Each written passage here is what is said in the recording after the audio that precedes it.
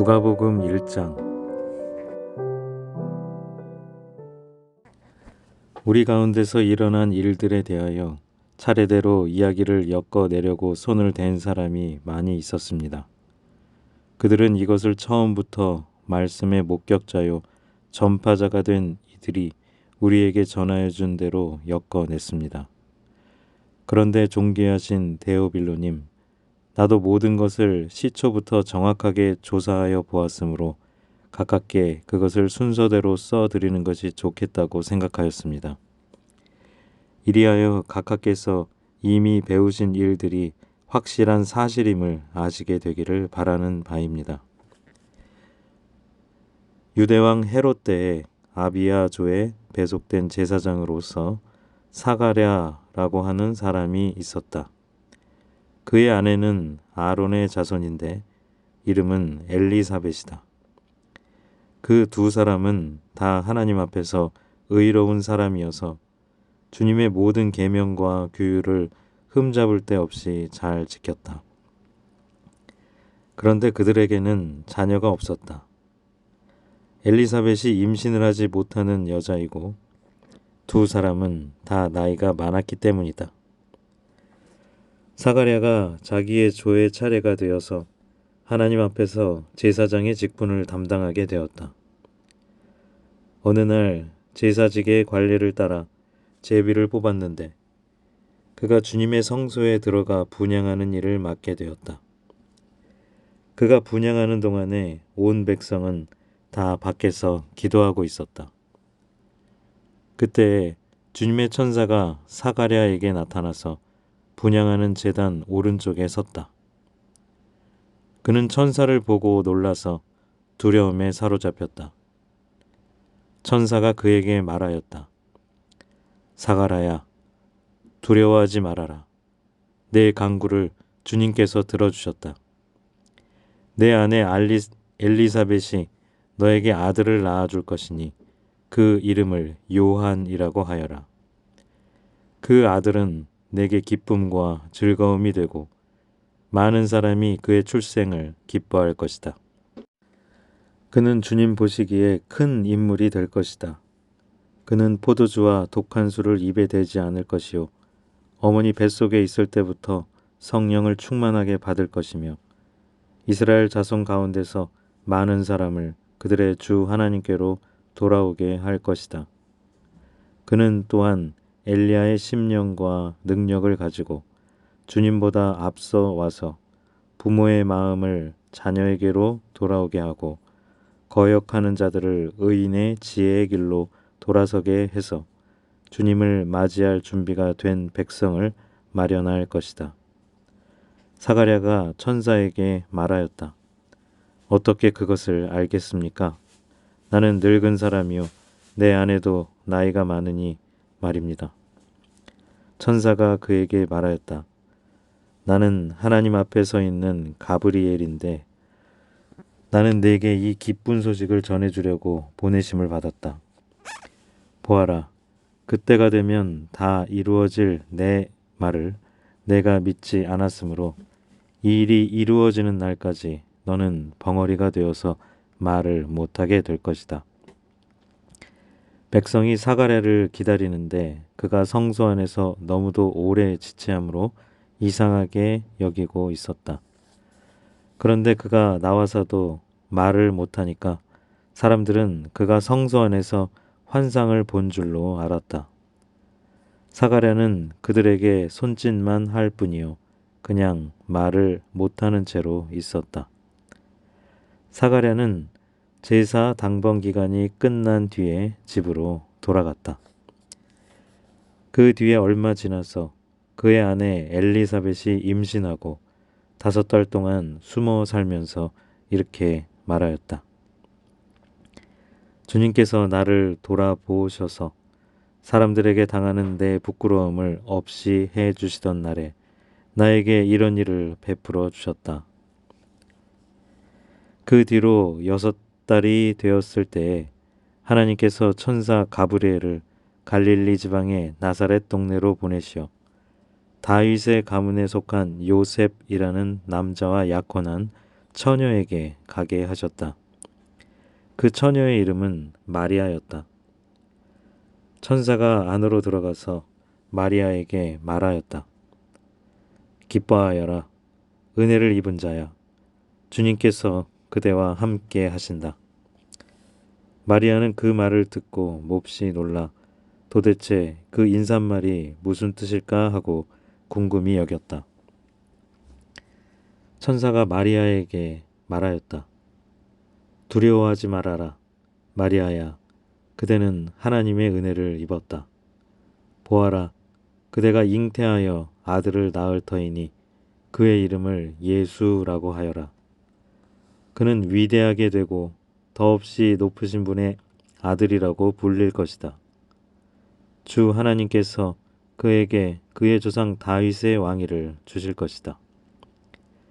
그는 영원히 야곱의 집을 다스리고 그의 나라는 무궁할 것이다. 마리아가 천사에게 말하였다. 나는 남자를 알지 못하는데 어떻게 이런 일이 있겠습니까? 천사가 마리아에게 대답하였다. 성령이 그대에게 임하시고 더없이 높으신 분의 능력이 그대를 감싸줄 것이다. 그러므로 태어날 아기는 거룩한 분이요 하나님의 아들이라고 불릴 것이다. 보아라, 그대의 친척 엘리사벳도 늙어서 임신하였다. 임신하지 못하는 여자라 불리던 그가 임신한 지 벌써 6달이 되었다. 하나님께는 불가능한 일이 없다. 마리아가 말하였다. 보십시오. 나는 주님의 여종입니다. 당신의 말씀대로 나에게 이루어지기를 바랍니다. 천사는 마리아에게서 떠나갔다. 그 무렵에 마리아가 일어나 서둘러 유대 산골에 있는 한 동네로 가서 사가랴의 집에 들어가 엘리사벳에게 문안하였다. 엘리사벳이 마리아의 인사말을 들었을 때에 아이가 그의 뱃속에서 뛰놀았다. 엘리사벳이 성령으로 충만해서 큰 소리로 외쳐 말하였다.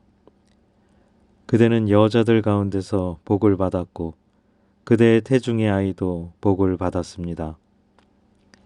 내 주님의 어머니께서 내게 오시다니 이것이 어찌 된 일입니까? 보십시오. 그대의 인사말이 내 귀에 들어왔을 때 내 태중의 아이가 기뻐서 뛰놀았습니다. 주님께서 하신 말씀이 이루어질 줄 믿은 여자는 행복합니다. 그리하여 마리아가 말하였다. 내 영혼이 주님을 찬양하며 내 마음이 내 구주 하나님을 좋아함은 그가 이 여종의 비천함을 보살펴 주셨기 때문입니다. 이제부터는 모든 세대가 나를 행복하다 할 것입니다. 힘센 분이 나에게 큰 일을 하셨기 때문입니다. 그의 이름은 거룩하고 그의 자비하심은 그를 두려워하는 사람들에게 대대로 있을 것입니다. 그는 그 팔로 권능을 행하시고 마음이 교만한 사람들을 흩으셨으니 제왕들을 왕자에서 끌어내리시고 비천한 사람을 높이셨습니다. 줄인 사람들을 좋은 것으로 배부르게 하시고 부한 사람들을 빈손으로 떠나 보내셨습니다. 그는 자비를 기억하셔서 자기의 종 이스라엘을 도우셨습니다.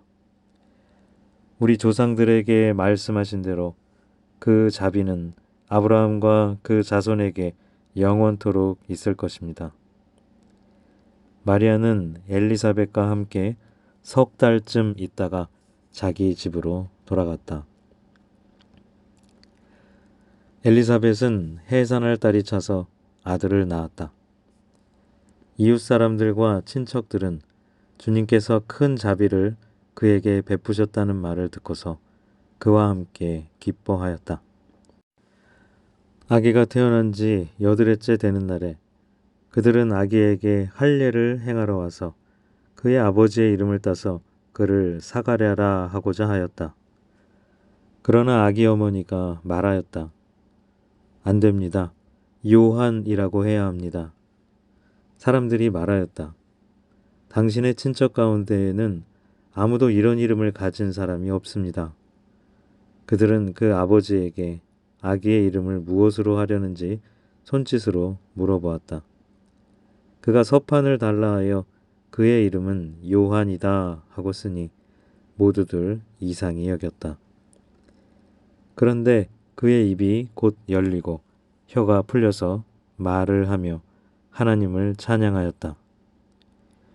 이웃 사람들은 모두 두려워하였다. 이 모든 이야기는 유대 온 산골에 두루 퍼졌다. 이 말을 들은 사람들은 모두 이 사실을 그들의 마음에 두고 이 아기가 대체 어떤 사람이 될 것인가 하고 말하였다. 주님의 보살피는 손길이 그 아기와 함께 하시는 것이 분명했기 때문이다. 요한의 아버지 사가랴가 성령으로 충만하여 이렇게 예언하였다. 주 이스라엘의 하나님은 찬양받으실 분이시다. 그는 자기 백성을 돌아보아 속량하시고 우리를 위하여 능력 있는 구원자를 자기의 종 다윗의 집에 일으키셨다. 예로부터 자기의 거룩한 예언자들의 입으로 주님께서 말씀하신 대로 우리를 원수들에게서 구원하시고 우리를 미워하는 모든 사람의 손에서 건져내셨다. 주님께서 우리 조상에게 자비를 베푸시고 자기의 거룩한 언약을 기억하셨다. 이것은 주님께서 우리에게 주시려고 우리 조상 아브라함에게 하신 맹세이니 우리를 원수들의 손에서 건져 주셔서 두려움이 없이 주님을 섬기게 하시고 우리가 평생 동안 주님 앞에서 거룩하고 의롭게 살아가게 하셨다. 아가야, 너는 더없이 높으신 분의 예언자라 불릴 것이니 주님보다 앞서가서 그의 길을 예비하고 죄사함을 받아서 구원을 얻는 지식을 그의 백성에게 가르쳐 줄 것이다. 이것은 우리 하나님의 자비로운 심정에서 오는 것이다. 그는 해를 하늘 높이 뜨게 하셔서 어둠 속과 죽음의 그늘 아래에 앉아있는 사람들에게 빛을 비추게 하시고 우리의 발을 평화의 길로 인도하실 것이다. 아기는 자라서 심령이 굳세어졌다. 그는 이스라엘 백성 앞에 나타나는 날까지 광야에서 살았다.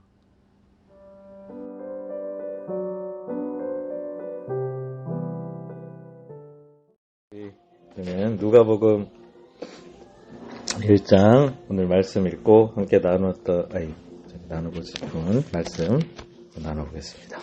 우리 수연이 사가랴가 이제 덩어리가 되었잖아요. 네네. 덩어리가 된 후에 이제 요한을 낳고 이름을 딱 요한으로 짓자 덩어리를 딱 흘리고 하느님을 찬양했잖아요. 네네. 그 상황에서 억울하고 약간 불평할 수도 있었는데 네. 하나님을 찬양했다는 것이 되게 약간 존경스럽다 그래야 되나? 네. 그래서 결국에는 순종을 한 거잖아요. 네. 요한이라고 이름을 지었으니까. 네. 그러니까 저도 순종을 해야겠다고 생각했습니다. 네. 그리고 이제 그 천사 먼저 이제 누가복음의 저자는 누가예요, 그죠? 누가가 이제 처음에 여러분들 보면 알겠지만 이 복음을 데오빌로라는 사람에게 쓰는 편지 형식으로 되어 있어요, 그죠? 제가 예수님이 아마 데오빌로라는 사람한테 예수님을 전했나봐, 누가가, 그죠? 누가가 전했는데 그 믿음을 더 확실하게 하기 위해서 그간 내가 알고 있었던 일에 대해서 자세하게 이제 알고 있었던 예수님에 관한 이야기를 이제 써줄 좀 필요를 느껴가지고 거기에 대해서 정리를 해야겠다라고 아마 생각했던 것 같아요, 그죠? 그러면서 누가복음의 어떤 작성의 배경을 봤을 때 그 데오빌로 각하 만을 위한 거는 아니었겠지. 결국은 우리도 이제 혜택을 받고 있는데, 그 데오빌로 가카에게 이제 여기 말씀해 보면은 이것이 모두 정말 확실한 사실이었다는 것을 그 데오빌로 가카에게 알려주기 위해서 이걸 썼다라고 이제 누가는 작성을 했어요. 그래서 누가는 여러분도 아시겠지만은 누가는 이 누가복음의 저자이기도 한데 누가라는 사람은 개인적으로 의사였고요. 사도 바울의 주치 의사라고 생각하시면 돼요. 사도 바울이 전도 여행을 할 때 항상 함께 있었던 의사였는데 글을 잘 써요.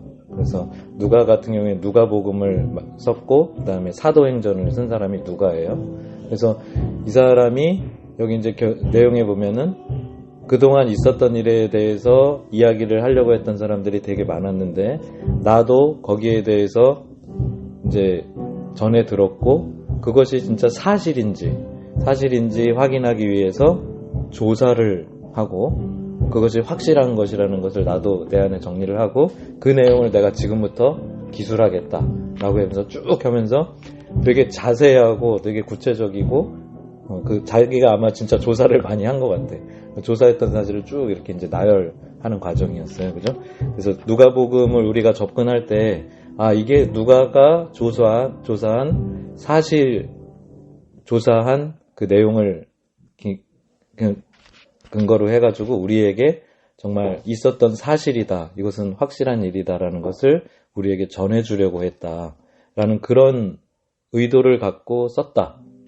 라고 생각하고 이 말씀을 대하면 정말 놀라운 일들이 되게 많은 것 같아요. 막 가브리엘이 나오고 막 꿈에서 나와서 이제 요한에게 사가랴에게 벌어졌던 일들, 그죠? 그런 모든 것들이 사실로 그런 일들이 벌어졌다. 아마 인터뷰도 했었을 것 같아요. 사가랴나 이런 사람들과 뭐 직접 했는지 동시대의 사람들이니까 이제 전해 들었든지 그런 이제 조사한 사실을 여기다 이렇게 막 흥분돼가지고 막 이렇게 쓰는 거야 지금 그 사실.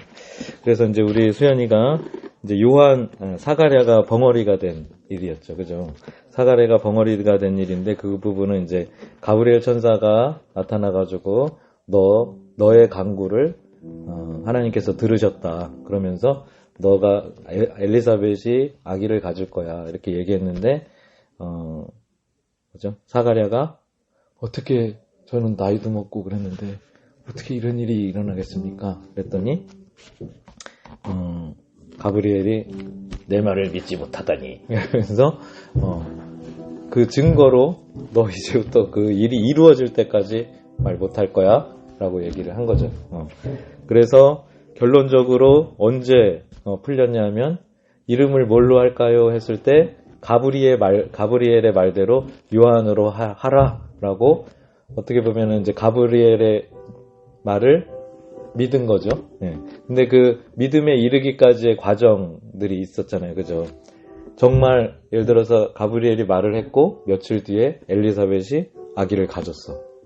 아기를 가지고 동네 사람들 숨어가지고 산골짜기에 가가지고 막 살고 막 마리아가 또 찾아왔어요. 그 중에 마리아가 찾아와가지고 막 이제 이 엘리사벳이 성령에 충만해가지고 막 이야기를 하는 거야. 이분은 오실 주님이시다. 그러면서 막 근데 그 과정을 사가랴가 모두 봤겠죠. 네. 모두 본 다음에 이것이 하나님 말씀하신 대로 정말 되네 라는 것을 이렇게 생생하게 체험하면서 결론적으로 그 믿음의 고백을 한 거죠. 결론적으로 이름을 뭐라고 할까요? 했을 때 가브리엘이 말한 대로 요한이라고 해라 라고 했을 때 믿음의 고백을 했을 때 그 혀가 풀리면서 이제 말을 할 수 있게 된 거죠. 예. 그래서 우리가 자기가 말을 못하니까 억울하고 막 그랬을 수도 있는데 이 말을 못하는 과정 속에서 그 모든 일을 이제 지켜보고 그게 이제 깨닫게 되는 과정이었던 것 같아요. 그래서 확신을 갖는 과정. 그래서 우리가 믿음을 갖는 과정도 보통 우리는 이제 이렇게 좀 기적을 기대하는 경우가 되게 많거든요. 우리가 기도하면은 하나님이 하여튼 알아서 신기한 방법으로 뭔가를 이루어진다라고 생각할 수가 있는데 하나님은 우리에게 시간이라는 법칙을 주셨거든요. 이 시간이라는 거. 그 다음에 선후 과정이라는 거를 주셨어요. 그래서 일이 이루어지는 거는 선이 있고, 그 다음에 지금이 있고, 후가 있고, 이런 절차들이 있거든요. 그래서 하나님께서 일하시는 방법은 기적적인 어떤 능력을 이렇게 땡겨가지고 막 이루실 수도 있는 분이긴 하지만, 대부분 우리가 이제 뭔가를 이렇게 깨닫고 성장해 나가고 하는 이런 모든 과정도 단계가 있다라는 거예요. 과정이 있다라는 거예요. 그래서 우리는 그래서 이제 이게 스가랴가 자기가 이렇게 요한이라고 합시다 라고 말을 할 때까지 하나님은 그 간에 스가랴에게 쭉 이런 모든 일들이 믿을 수 있도록, 믿음의 고백을 할 수 있도록 쭉 작업을 하신 거야. 엘리사벳의 사건을 보여주시고, 실제로 이루어진 사건을 보시고, 마리아가 찾아오는 걸 보게 하시고, 사람들이 막 다른 이름으로 하려고 할 때 엘리사벳이 요한이라고 해야 됩니다 라고 하는 그런 모습들을 보고, 그런 모든 과정들을 통해서 내가 깨닫고, 아 정말 그렇구나 라고 생각하고 이걸 뱉게 하시는 거예요. 그래서 우리의 믿음의 과정도 똑같아요. 우리가 지금 내 믿음이 작다, 약하다라고 생각할 수 있지만, 그리고 이 약한 상태에서 여러 가지 일들을 겪거든요. 그러면서 이런 세경체거들을 통해서 결론적으로 하나님의 말씀이 맞구나. 내가 기준을 갖고 살아야 될 말씀은 이 말씀이 맞구나. 라는 어떤 그런 고백을 하게 되는데, 그 모든 것들이 그냥 기적적으로 일어나는 것이 아니라, 전후관계 따지지 않고 기적적으로 일어나는 게 아니라 그런 과정이 이제 필요한 것이다. 그래서 우리가 사가랴가 이제 그렇게 말씀을 듣고 마리아처럼 딴 말 안 하고 바로 했으면은 입을 이렇게 말을 못하는 그런 어려움은 당하지 않았을 텐데, 그죠? 아무튼 그렇게 어린아이와 같은 순수한 믿음을 갖고 하나님 말씀에 대해서 우리가 이렇게 반응해야 될 것 같습니다. 자, 우리 수희. 엘리사벳이 네. 지금 나이 임신을 했는데 그걸 굉장히 부끄러워했잖아요. 네. 근데 하나님께서 그 부끄러움을 없애주시고 네. 없애주신 것을 읽고 네.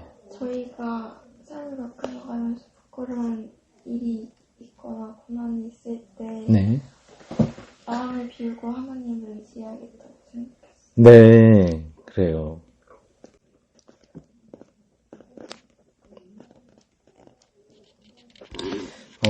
그래서 지금 이제 엘리사벳은 우리가 이제 성경의 쭉 내용을 보면은 엘리사벳은 마음에 어두움이 있었어. 그 어두움은 뭐냐면, 아기도 못 갖는 여자라는 말을 들은 거야. 그래서 언제까지 들었어? 나 할머니가 될 때까지.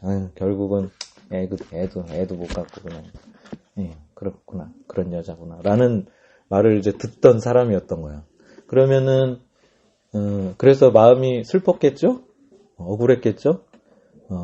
그와 함께 살던 스가랴는 그 모습을 봤겠죠? 그러면서 똑같이 아픔을 같이 했겠죠? 늘 엘리사벳이 안타깝고, 내가 뭔가 해줄 수 있는 게 있으면 참 좋을 텐데, 이러면서 늘 생각했겠죠? 그래서 하나님께서, 그, 가브리엘 천사가 그 스가랴를 만났을 때 한 얘기가, 하나님께서 너의 간구를 들으셨다라고 이야기했거든요. 그래서 그 간구 중에는 아마도 엘리사벳이 늘 어떤 우울함, 아기를 갖지 못한 것 자체도 힘든데 사람들이 거기에 대해서 비난하고 손가락질하고 뒤에서 막 이야기하고 하는 그런 부분에 대해서 슬퍼했던 그 엘리사벳을 늘 걱정하고, 엘리사벳에게 기쁨을 주세요. 이렇게 아기를 갖지 못하도록 기쁨을 주세요. 이러면서 기도했겠죠. 엘리사벳이 하나님께. 그래서 그 마음을 하나님께서 보시고 이제 많은 여자들이 있었지만, 그죠? 신실하게 하나님의 말씀을 잘 따르던 엘리사벳과 스가랴 가정을 통해서 내가 이 일을 해야겠다라고 하셨을 수도 있어요. 그죠? 그래서 엘리사벳은 그런 부끄러움을 당했지만 그 예를 들어서 자기가 가야 할 길을 포기하지 않고, 예를 들어서 이 성경의 증거는 엘리사벳과 스가랴는 굉장히 하나님 앞에 의로운 사람들이었어요. 그래서 모든 율법과 계명을 다 잘 지켰다. 자기가 갈 길을 간 거야. 비록 악인은 없었지만 자기가 갈 길 잘 가고 하니까 하나님께서 그 사람들을 통해서 일을 하신 거예요. 그 안에는 그래서 이제 수희가 마음을 비우고 하나님을 의지해야겠다 이렇게 이야기를 했는데 그게 되게 중요한 거예요. 예수님께서 그 산상수훈이라는 말 들어봤죠, 그죠? 산상수훈의 8가지 복에 대해서 이야기를 하는데 그 첫 번째 복이 뭐냐면 마음이 가난한 사람은 복이 있다. 하늘나라가 저들의 것이다. 라고 이제 얘기했거든요. 그러면 마음이 가난하다는 건 뭐냐면 자기가 강한 사람이 있거든요. 내 위주로 돼야 돼. 그래서 내 욕심을 치우려고 하고 자기가 강한 사람들이 있어요. 이 사람들은 마음에 자기로 가득해요. 이만큼 해가지고 다른 사람이 뭐 들어올 틈이 없어.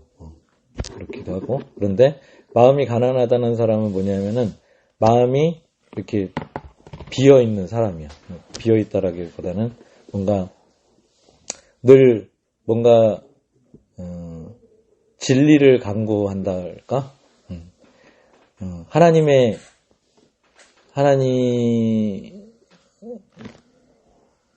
뭔가 이렇게 영적으로 목말라 있는 사람이에요. 영적으로 뭔가 계속 영적인 어떤 갈급함이 있는 사람들이야. 그래서 그 사람들은 교만한 사람들이 아니라 겸손한 사람들이야. 교만한 사람들은 나로 충만해 있어가지고 마음이 가난한 사람들이 아니에요. 그 사람들은 나로 이미 그냥 막 부여해 있어. 근데 마음이 가난하다라는 거는 겸손한 사람이에요. 내가 부족한데, 내가 더 성장하고 싶은데, 내가 영적으로 더 충만해지고 싶은데, 이런 늘 간급함이 있는 사람들이거든요.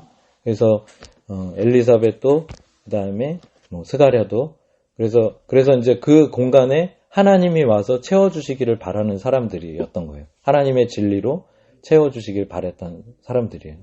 그래서 엘리사벳도 마음이 힘들고 어려움과 이런 부분들이 있지만 어떤 그 가난한 마음을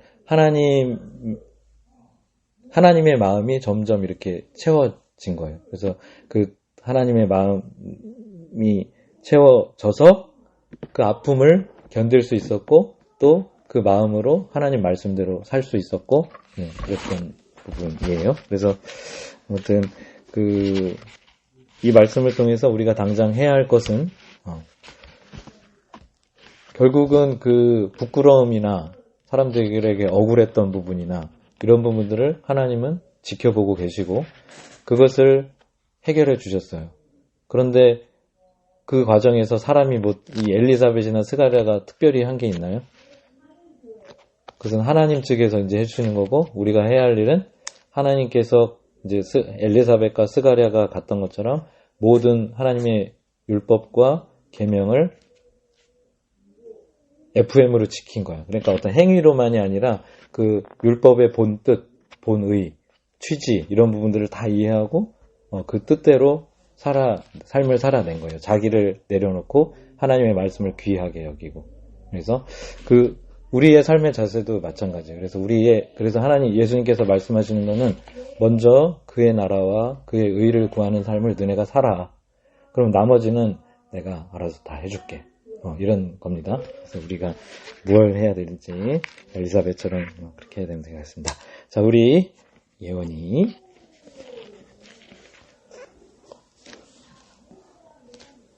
79절에 네. 모든 것과 부정한 있어도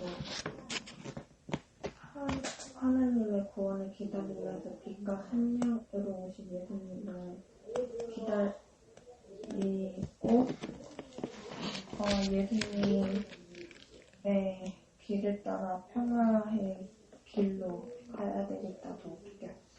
네. 79절의 말씀을 읽고 79절의 말씀, 어둠 속과 죽음의 그늘 아래 앉아있는 사람들에게 빛을 비추게 하시고 우리의 발을 평화의 길로 인도하실 것이다 라고 있네요. 하나님의 구원을 기다리면서 네. 그 빛과 생명으로 오신 예수님을 기다리고 예수님의 길을 따라 그 평화의 길로 가야 되겠다. 네. 예. 맞아요. 자, 우리 요 내용은, 사가랴가 요한 아기를 앞에 두고 한 성령의 감동을 받아서 한, 찬양, 기도, 이런 내용입니다. 그리고 예언 같은 그런 개념이에요. 그래서 어둠 속에 이제 요한이 할 일에 대해서 예언을 하는 그런 과정인데, 어둠 속과 죽음의 그늘 아래 앉아있는 사람들에게 빛을 비추게 하고, 우리의 발을 평화의 길로 인도하실 것이다. 그래서 이 일은 이제 예수님께서 하시는 일이죠. 예수님께서 하시는 일들에 대해서 쭉 이렇게 예수님을 통해서 하실 일들에 대해서 이제 하시는데, 여기 이제, 성령님께서 스가랴를 통해서 보여주시는 이 세상의 상황이 어떤 거인지에 대해서 이 말씀 안에 있는 것 같아요. 어둠 속과 죽음의 그늘 아래 앉아있는 사람들. 그죠? 어둠 속과 죽음의 그늘 아래 앉아있는 사람들. 네. 죄 아래에 있는 사람들이에요. 그래서 죄라는 것은 보통 여러분들 생각하기에 비도덕적인 일을 한다거나 그랬을 때, 이건 죄야. 이렇게 생각할 수 있는데, 죄라는 것, 기독교에서의 죄라는 건 뭐냐면, 하나님이 이렇게 하는 게 맞아. 이렇게 해라. 라고 했는데, 그게, 예를 들어서 이런 거지, 선악과 나무 열매는 따먹지 마. 딴 건 다 해도 돼. 해. 그랬는데, 사람들이, 싫어. 내 맘대로 한번 해볼 거야. 선악과를 탁 따먹어. 이게 죄예요. 하나님의 말씀이 있는데 싫어. 넌 내 맘대로 해볼 거야. 이게 죄입니다. 네. 그 죄의 상태에 대해서 여기 이제 소개하고 있는데 그 죄의 상태는 어둠 속에 있는 상태고요. 죽음의 그늘 아래 있다라는 거예요. 그러니까 어둠 속이니까 그 죄를 지으면, 죄 아래 있다라는 건 내가 뭘 어떻게 해야 될지 모르는 상태라는 거예요, 지금. 이렇게 해봤는데 이렇게 사고가 터지고, 이렇게 했는데 사고가 터지고, 내가 어떻게 해야 되는 거야? 이게 죄의 상태입니다. 그리고 그 끝은 죽음이에요. 모두가 파멸로 가는 거예요. 지 맘대로 막 하다 보면 파멸로 가는 겁니다. 그러니까 파멸로 가는 길 위에 서 있는 거예요, 이렇게. 그렇기 때문에 죽음의 그늘 아래 있다라는 거예요. 그러니까 하나님의 말씀을 벗어난 사람들의 상태예요. 그런데 그 사람들에게 빛을 비추어 주시려고 하시는 거예요. 예수님을 통해서 이렇게 하는 거야. 그죠? 그 다음에 결론적으로 우리의 발을 평화의 길로 인도해 주신다. 예. 그 길의 끝은 평화예요. 평화. 예. 평화의 길로 우리가 가고 있는 거예요. 그래서 우리가 예수님을 믿는다, 예수님의 말씀대로 따른다 라고 하는 것은 우리의 길의 최종 종착지가 평화를 향해서 우리가 가고 있는 겁니다. 그 빛을 따라서. 그래서 우리 예원이가 말한 것처럼 우리가 인내하면서 그 길을 끝까지 내려가지 말고 그 길에서 내려서지 말고 끝까지 그 길 위에 있으면 돼요. 자, 이렇게 하면 될 것 같습니다. 자, 우리 예은이. 저는 78절에서 네. 그는 해를 하늘 높이 뜨게 하셔서라는 말씀을 읽고 네네네네. 해가 하늘 높이 뜨면 제일 뜨겁고 제일 밝잖아요. 네네. 근데 저는 그 상황 속에서 해가 아무리 뜨겁고 덥다고 그늘로 가지 않고 네. 비춰주시는 빛 가운데서 걸어가야 되겠다고 생각을 했어요. 네.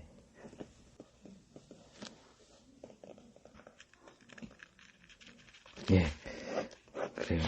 그래서 하나님께서 해를 하늘 높이 뜨게 하셨다라는 거죠. 그죠? 그래서 하늘 높이 뜨게 하셨다는 거는 예를 들어서 후레쉬가 예를 들어 모두가 껌껌해요. 그죠? 근데 내가 후레쉬를 가지고 있어. 후레쉬를 가지고 있으면 이렇게 하면 요만큼밖에 안 비치잖아요. 그죠? 그래서 우리가 생각하기를 하나님은 예를 들어서 우리가 예정론이라는 것도 있어가지고 하나님이 딱 구하실 사람들 뭐 몇 사람 딱 정해져 있어. 그러면서 그 사람들에게만 은혜를 베풀고 나머지는 다 지옥의 불쏘시개들이야. 뭐. 이렇게 이야기하는 사람들도 있어요. 신천지나 이런 사람들은 뭐죠? 11만 8천이었나? 여튼 이야기하면서 그 사람들만 딱 갈 거니까 너네들 열심히 해야 돼. 뭐 이렇게 얘기하는데 하나님은 그런 분이 아니고요. 하나님은 해를 높이 띄우셨다는 거는 모든 사람이 은혜를 받고 모든 사람이 혜택을 받을 수 있도록 모든 상황을 만드셨다라는 거예요. 그래서 문제는 하나님은 하실 도리 다 하셨는데 문제는 사람들이 그것을 이제 그 상황에서 하나님을 돌아보느냐 안 돌아보느냐. 예. 그것인 거죠. 하나님께서 이제 결론적으로 하시려는 목적은 뭐냐면 여기서 이제 예원이가 말했지만 어둠 속과 죽음의 그늘 아래에 있는 이 세상이 상황이야. 근데 그 세상을 하나님이 이렇게 지으신 세상인데 참 그러면서 저러다 이제 다 망하는 길인데 저것들을 어떻게 하나 이러고 이제 생각하신 거죠. 그래서 저것들을 구원해야겠다라고 이제 생각을 하셨어요. 그래서 어떻게 그럼 구원을 할까? 그래서 구원의 방법에 대해서 생각하실 때 어려운 구원의 방법을 만드신 다음에 예를 들어서 무슨 우리가 대학 시험 봐가지고 합격하는 것처럼 자 이제 이런 과목 볼 거야. 그래서 이것을 해가지고 100점 만점에 80점 이상만 갈 거야. 이렇게 하신 게 아니고 굉장히 쉬운 방법을 우리에게 모든 여건을 딱 마련해 놓으신 거예요. 그래서 사람들이 고개만 쳐들어보면 빛을 바라볼 수 있도록 해 놓으셨다는 거예요. 예수님이 오셔가지고 하나님의 나라는 이래 하면서 만민에게 복음을 전파하고 마음만 먹으면 예수님을 믿을 수 있는 환경이 되어 있어요. 적어도 우리나라 같은 경우는 그죠? 다른 나라도 뭐 그렇게 있지만 그렇게 쉽게 만드셨고 모든 사람들이 믿음만 가지면 되는 상황이 되었어요. 믿음만 가지면 죄사함을 얻고 그 다음에 죄사함을 얻을 수 있게 하고 또 예수님의 말씀대로 살면 죄된 삶으로부터 구해져서 하나님 말씀대로 살아서 진정한 기쁨을 느낄 수 있도록 해주셨는데 그것이 그냥 너 길이 여기니까 너 알아서 와 해서 그냥 끝난 게 아니라 성령님을 보내주셔가지고 우리 의지로는 할 수 없는 일들을 성령님께서 예수님을 믿겠다 나 하겠다 라고 하신 그 마음에 찾아오셔가지고 성령님께서 야 이건 이런 거야 그래서 이해시키면서 그래서 어떻게 해야 되겠어 이렇게 해야 되겠지 그러면서 가르쳐 주시면서 그 길로 이끄시는 길을 만들어 놓으신 거예요. 중요한 건 뭐야? 내가 좋아 나 예수님 말씀대로 한번 살아볼 거야 라고 하는 믿음만 가지면 그 구원의 길 위에 탁 설 수 있게 해주셨다라는 거예요. 그래서 거기에 이제 하나님의 은혜가 있어요. 그런데 이제 우리 예은이가 얘기한 부분은 이제 더 좀 심오한 진리 안으로 들어갔어요. 그 그죠? 해가 높이 떠서 우리가 이제 빛을 바라볼 수 있지만 그것이 태양볕이 될 수도 있어요. 그죠? 태양볕이 돼가지고 우리 막 정수리를 막 이렇게 공격할 수도 있어요. 힘들고 어려운 순간이 있을 수도 있다라는 거예요. 빛을 따라가는 과정에서는. 그런데 그 과정에서도 힘들고 어렵지만 그것이 생명으로 가는 길이고 그 다음에 죄로부터 구원받는 길이고 죄된 삶으로부터 벗어나는 길이고 하기 때문에 인내하며 그 길을 가겠다라는 그런 이야기를 해준 것 같아요. 그래서 그것이 정말 필요하다라는 것 선생님도 공감하고요. 자, 잘 들었고 우리 예중이 네. 구하라 그대 천사 엘리사벳도 늙어서 임신하였다. 네. 임신하지 못하는 여자라 불리던 그가 임신한 지 벌써 6달이 되었다. 네. 이 구절을 읽고 어떻게 임신이 되는 건지 저는 나이가 많아가지고 임신을 하지 못하였었는데 엘리사벳도 궁금했을 거예요. 내가 어떻게 임신을 했지? 그죠? 하나님께서 엘리사벳에게 자비를 베풀어 주셨어요. 무엇을 보고? 말은 이제 하나님께서 하시려고 하는 일들이 있었어요. 그래서 요한이라는 사람을 세상에 보내려고 생각하셨어. 그 다음에는 이제 예수님을 세상에 보내시려고 생각을 하고 계셨어요. 그럼 이 일을 누구와 함께 하지? 누구를 통해서 하지? 라는 생각을 하셨겠죠? 그래서 하나님은 이렇게 어떤 일들을 하실 때, 이제 성경의 말씀에도, 하나님을 사랑하시는 자, 곧 그 뜻대로 부르심을 입은 자들에게는 모든 것이 합력하여 선을 이룬다. 라는 말씀이 있거든요. 그러니까 하나님을 믿는 사람들에게는 하나도 쓸모없는 일이 없는 거야. 하나님의 안에서는. 얘가 이런 상황이니까 내가 그 상황을 이렇게 해가지고 내가 이렇게 해야지. 라는 그 어려운 상황들, 복잡한 상황들도 하나님은 사용하셔서 하나님의 일들을 하시는 거예요. 그래서 그래서 내가 요한을 보내야 되는데 누구를 통해서 이 일을 하지? 라고 생각했을 때 하나님은 늘 하나님의 율법과 계명을 소중히 여기고 그것을 진심으로 잘 지켰던 스가랴 부부와 엘리사 부부를 보신 거예요. 저 친구들 참 나한테 내 말을 소중히 여기고 나를 참 신실하게 생각하는 사람들인데, 그렇게 생각하면서 그런데 저 친구들에게 아기가 없었지. 그래서 참 늘 슬프고 이렇게 했었지. 좋아. 그럼 내가 저 친구들을 통해서 요한, 정말 이스라엘의 위대한 자인 요한을 태어나도록 해야 되겠어. 그러면 엘리사벳도 사람들이 그동안 비난했던 그런 부분도 해결되고, 그래서 얼마나 기쁨이 충만하겠어? 라고 생각하시면서 아마 선택하지 않으셨을까? 이렇게 선생님은 생각합니다. 그래서 막 사람들을 이렇게 보았을 때 지 맘대로 막 살고 막 이런 사람들 통해서 갑자기 요한이 태어났어. 많은 사람들, 그 사람을 하나님이 선택하셨을까?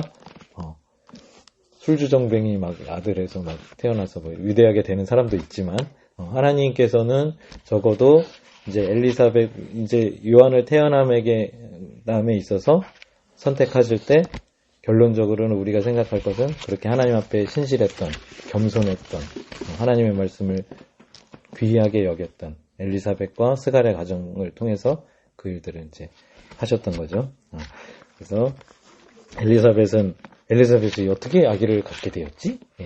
하나님 앞에 가야 할 길을 잘 가고 있었더니 하나님께서 은혜를 내려주셔서 아기를 갖게 되었답니다. 자, 그렇게 했고요. 자, 그래서 선생님도 느낀 점을 말씀드리겠습니다. 선생님은 이제 마리아의 찬양, 여기 찬양이 많이 나오죠. 엘리사벳도 찬양하고, 그다음에 마리아도 찬양을 하고, 그다음에 스가랴도 찬양을 하고, 그래서 찬양 이 랩가사가 많다 보니까 엄청 많았어요. 자, 그 중에서 우리 51절에 보면 마리아의 찬양 중에 그는 우리 50절 49절부터 볼까요? 힘센 분이 나에게 큰 일을 하셨기 때문입니다. 그의 이름은 거룩하고 그의 자비하심은 그를 두려워하는 사람에게 대대로 있을 것입니다. 50절에 두려워하는 그의 자비하심이 그를 두려워하는 사람에게 대대로 있을 것이다 라는 말씀 해주셨거든요. 그러면서 이제 51절에 보면 그는 그 팔로 권능을 행하시고 마음이 교만한 사람들을 흩으셨으니 제왕들을 왕좌에서 끌어내리시고 비천한 사람을 높이셨습니다 라는 말씀이 있거든요. 그래서 이 부분에서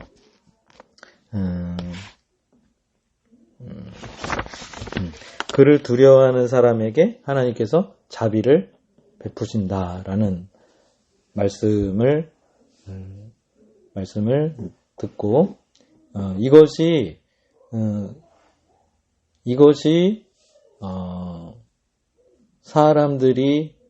사람들과 하나님 간의 관계가 있잖아요. 그죠? 관계에서 가장 핵심이 되는 어떤 그런 요소다라고 선생님 생각했어요. 하나님을 두려워하는 마음을 사람들이 가져야 한다. 뭔가 그냥 하나님 무서워, 하나님 힘세니까 막 벌 줘, 뭐 이렇게 해서 두려워한다는 것이 아니라 하나님의 말씀을, 하나님의 존재를 중요하게 생각한다. 무겁게 생각한다. 그것이 사람에게 필요한 일이다 라는 거예요. 그것을 경히 여겼던 최초의 사람이 아담과 하와죠. 하나님이 동산 중앙에 있는 나무의 열매는 먹지 말아라 라고 얘기했는데 먹으면 좀 어때? 한번 먹어보지 뭐. 이 상태가 뭐예요? 교만한 상태예요. 하나님의 말씀을 두렵게 생각하지 않고 중히 여기지 않은 상태거든요. 그 결과는 뭐예요? 동산에서 쫓겨나는 거예요. 동산이라는 것은 하나님의 은혜와 하나님의 공급하심과 하나님의 보호가 충만한 그 상태인데 거기에서 쫓겨나는 거예요. 더 이상 하나님의 보호와 은혜 속에서 공급함 속에서 있지 않는 거예요. 왜? 하나님의 의도는 여기다 이렇게 해서 너희들이 이렇게 잘 살라고 했는데 얘네들이 더 이상 내 말대로 하지 않고 자기 맘대로 하는 존재가 되어버린 거야. 그러면 더 이상 하나님은 그 죄의 길에 동의하시지 않기 때문에 더 이상 은혜를 베풀어 주실래야? 베풀어 주실 수가 없는 거예요. 그래서 우리가 그것이 이제 죄의 상태거든요. 그럼 교만은 죄로 가는 거예요. 교만. 내가 하나님 말씀을 귀히 여기지 않고 중요하게 여기지 않고 이러면 자기 말을 귀하게 여기겠죠. 자기 말을 귀하게 여기는 것이 하나님의 말씀보다 자기 말을 더 중요하게 생각하는 거예요. 이것이 교만의 상태거든요. 이러면 뭐야? 하나님 말씀대로 말씀 안에 있지 않고 자기 마음대로 하는 것이 뭐예요? 죄의 상태예요. 죄의 상태는 뭐예요? 끝은 뭐예요? 죽음의 상태예요. 이게 인류가 직면하고 있는 일이에요. 그래서 예수님 믿어라 이렇게 이제 뭐 이야기해도 난 내 마음대로 살 거예요. 그러면서 그 말씀을 하나님께서 이렇게 하자라고 했는데 그 말씀을 계속 유보하면 유보할수록 우리가 더 고생을 많이 한다 라는 거예요. 그러니까 가급적 하나님 말씀대로 빨리 돌아와서 그 길대로 살면 하나님께서 에덴 동산에서 공급하신 것처럼 여러분들의 삶에 그렇게 은혜와 그거로 공급해 주시는 거예요. 아니야, 난 내 맘대로 할 거야. 이렇게 해서 이제 뿅 나가면, 그래, 네 맘대로 해봐. 하나님은 이렇게 나가잖아요. 그러면, 그래, 네 맘대로 해봐. 탕자가 나갔잖아요. 그죠? 아버지가 이렇게 같이 살다가 탕자가 나갔잖아요. 아버지는 그냥 보내줬어요. 아버지의 의도는 뭘까요? 가서 죽어! 이런 뜻이 아니라, 그래, 네가 한번 나가서 살아봐. 내 말대로 하는 게 맞는지 네 말대로 하는 게 맞는지 네 맘대로 살아가지고 네 끝이 어떻게 되는지 한번 네가 스스로 한번 느껴봐. 그 탕자가 나가서 막 내가 하고 싶은 대로 막 살았어. 그랬더니 그 끝이 뭐야? 다 망해가지고 어떤 돼지 치는 데 가가지고 거기서 이제 돼지들이 먹는 주염 열매도 얻어먹지 못하고 이러다 내가 죽겠다. 내 이 그짓골이 뭔가 그때 깨달은 거야. 내가 하나님 말씀대로 살을걸. 내 아버지 말대로 아버지와 함께 있는 게 제일 좋은 거구나. 그러면서 아버지한테 갔거든요. 마찬가지예요. 우리도 내 맘대로 막 여러분들도 한번 살아봐요. 여러분들도 아닌 것 같은데? 그러면서 막 살아봐. 그러면 그 결과가 어떤지 그리고 결국은 하나님 말씀이 맞네. 그러면서 돌아오는 거예요. 그래서 여러분들도 의심되시면 한번 여러분들 맘대로 한번 살아보시고 그런데 결국은 하나님의 말씀이 맞다. 결국은 이렇게 해야 되는구나 로 귀결될 거예요. 그러면 이제 고생 신나게 하고 그렇게 하면 믿음이 더 세지겠죠. 그렇게 하는 방법도 있고 우리가 수연이가 얘기했던 것처럼 스가랴도 예수님 어떻게 그런 일이 있을 수 있습니까? 그렇게 했다가 한마디 했다가 말 못하고 막 고상하고 그 일이 맞구나 그러면서 요한이라고 하자라고 이제 믿음의 고백을 했을 때 다 모든 일이 다 해결됐던 것처럼 고생 실컷 하고 깨닫는 방법이 하나가 있고 애초부터 그 길을 아예 쭉 가서 이 길이 맞네 그러고 그냥 행복하네 이렇게 깨닫는 방법이 있습니다. 그렇기 때문에 어떤 것이 지혜로운 방법인지 잘 깨닫고 그래서 우리는 교만하면 안 된다. 하나님 말씀을 가장 중요시 해야 한다. 그것이 지혜 있는 길이고 그 결국이 생명으로 가는 길이다. 그런 것을 알고 인내하며 그 길로 가야 되겠습니다. 자, 그럼 기도하고 마치겠습니다. 기도하겠습니다.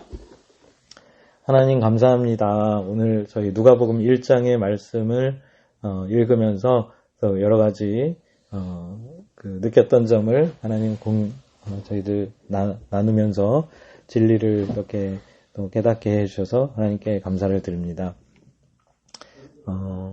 저희들이 교만하지 않고 겸손히 하나님의 말씀을 중히 여기며 살아갈 수 있는 저희들 될 수 있도록 하나님 도와주세요.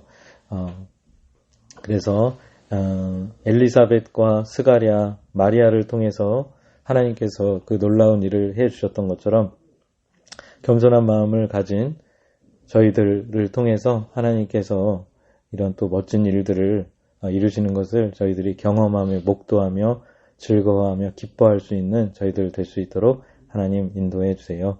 다음 주에 또 누가복음 2장 말씀을 읽을 텐데 그때에도 하나님께서 함께 해주셔서 말씀을 통해서 잘 깨닫게 해주시고 저희들 이 귀한 말씀 통해서 진리에 이를 수 있도록 도와주세요. 감사합니다. 예수님의 이름으로 기도드렸습니다. 아멘. 네, 수고했습니다.